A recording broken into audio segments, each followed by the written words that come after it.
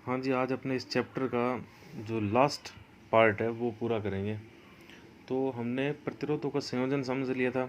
और प्रतिरोध जो है वो दो प्रकार के हमने समझे थे। एक तो थे कार्बन प्रतिरोध और एक थे जो तार आबद्ध प्रतिरोधक है। तो जो कार्बन प्रतिरोधक थे उनका जो कार्बन की जो कलर कोडिंग वगैरह हमने वो चेक कर ली थी भी किस तरीके से ये काम करते हैं। आज हम पढ़ेंगे सेल। सेल या फिर अपने को पता है कि जो साधारणतः अदिष्ट धारा प्रवाहित करवाने के लिए अपने जो उपयोग में लाते हैं वो होता है सेल। तो सेल को अपने ये कह सकते हैं कि ये रासायनिक ऊर्जा को विद्युत ऊर्जा में परिवर्तित करता है ये। तो नॉर्मल ये सेल आपने देखे होंगे रिमोट कंट्रोल के अंदर या फिर जो घड़ी के अंदर जो अपने यूज़ करते हैं दीवार घड़ी में, तो वो सेल होता है। तो सेल का एक टर्मिनल धनात्मक और एक टर्मिनल क्या होता है ऋणात्मक। तो यही सेल अगर मान लो कई सारे सेल जोड़ दें तो फिर ये क्या बन जाएगी, बैटरी। जैसे ये है तो इसमें दो सेलों को संयोजित करके हमने एक युक्ति बना ली, उसको बोल दिया हमने क्या, बैटरी।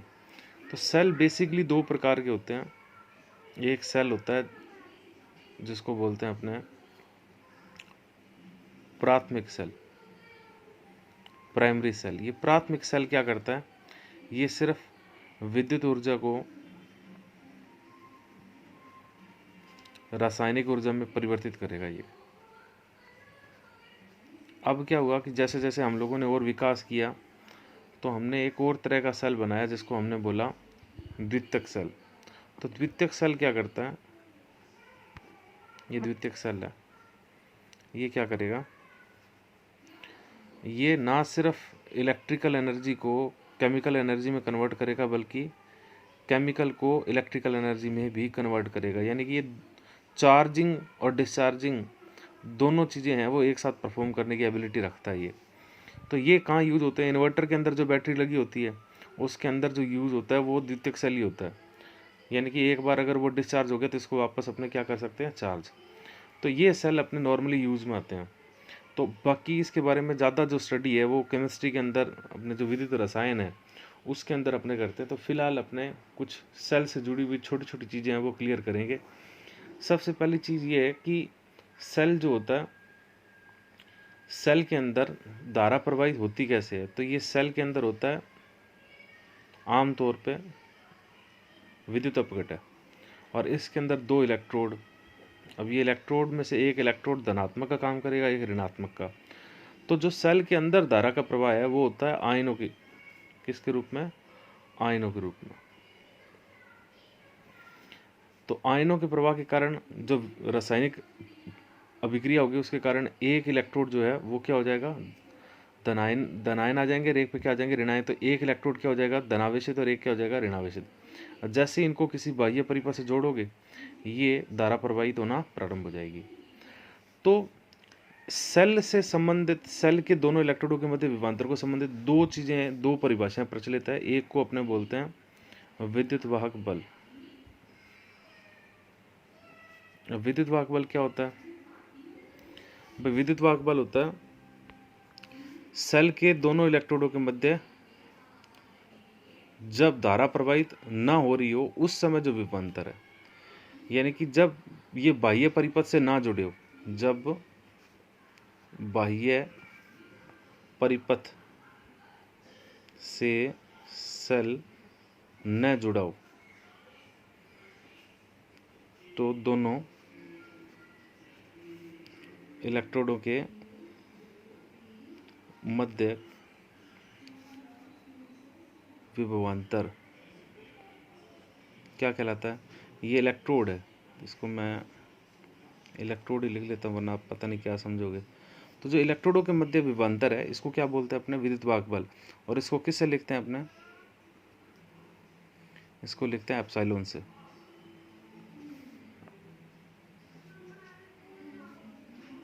इसको एप्सिलॉन से व्यक्त करते हैं अपने। अब दूसरी चीज है, मान लो कि ये तो चलो इसमें तो हम लोगों ने बाह्य परिपथ से कनेक्ट नहीं किया था। अगर बाह्य परिपथ से जुड़ा हो तो जैसे मान लो ये सेल है, अगर मैं इसको बाह्य परिपथ से जोड़ दूं तो बाह्य परिपथ से जोड़ने पे जो धारा बहेगी, तो उस धारा बहते समय जो इन दोनों के बीच का जो विभवांतर है वो क्या कहलाएगा, वो कहलाएगा टर्मिनल विभवांतर। भाई टर्मिनल विभवांतर क्या होता है, जब बाह्य परिपथ से सेल जुड़ा हो, ऐसी स्थिति में जो दोनों इलेक्ट्रोडों के मध्य का विभवांतर है वो क्या कहलाएगा, टर्मिनल विभवांतर। इसको V से लिखेंगे। इसमें अंतर क्या है, दिखने में तो एक जैसे लगते हैं। ये जो डायग्राम है वो मैंने सेल को समझाने के लिए बनाया था। तो बेसिकली इसके अंदर जो है सिर्फ दो इलेक्ट्रोड, ये धनावेशित होता है, ये ऋणावेशित होता है, उसके अलावा कुछ भी नहीं होता, ये जुड़ा हुआ नहीं है। अब जुड़ने से क्या होगा, जब हम इसको जोड़ेंगे तो ये परिपथ पूरा हो जाएगा। परिपथ पूरा होते ही आयन जो है वो एक इलेक्ट्रोड से दूसरे इलेक्ट्रोड पे गति करना शुरू करेंगे।